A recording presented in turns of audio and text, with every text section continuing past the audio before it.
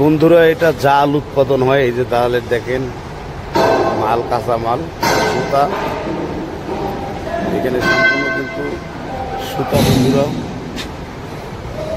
এই দেখেন এখানে সব সুতা উৎপাদন করা হয়। এটা হলো তাঁত মেশিন। এই দেখেন আপনাদের মাঝে চাল কিভাবে তৈরি হয় এই জিনিসটি তুলে ধরার চেষ্টা করলাম বন্ধুরা।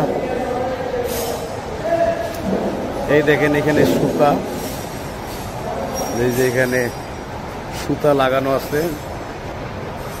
এই সুতায় কিন্তু এগুলা এগুলো সম্পূর্ণ সুতা।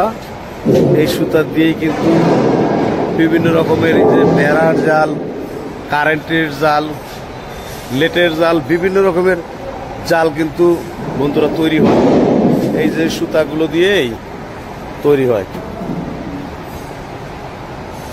মেশিনগুলো সবগুলোতেই দেখেন এই যে সুতা লাগানো আছে। এটা পুরো একটা রুল সুতার, এই রুল লাগানো আছে। তারপরে এখানে এই মেশিনে প্রসেস হয়ে কিন্তু জালগুলা তৈরি হয় বন্ধুরা। এই ফ্যাক্টরিটা কিন্তু মুন্সিগঞ্জে অবস্থিত।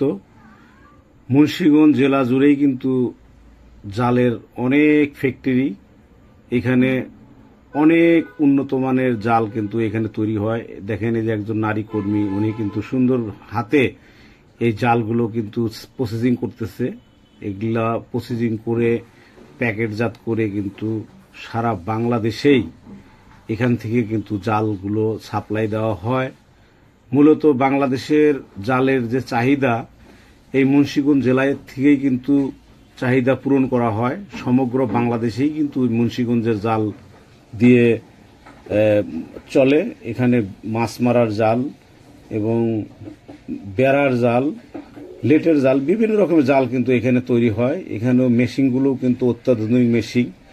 এগুলা মেশিন কিন্তু চায়না থেকে সম্পূর্ণ মেশিন আমদানি করা। এই ফ্যাক্টরিটা কিন্তু বিশেষ এলাকা নিয়ে কিন্তু অবস্থিত, অনেক বড় একটা ফ্যাক্টরি।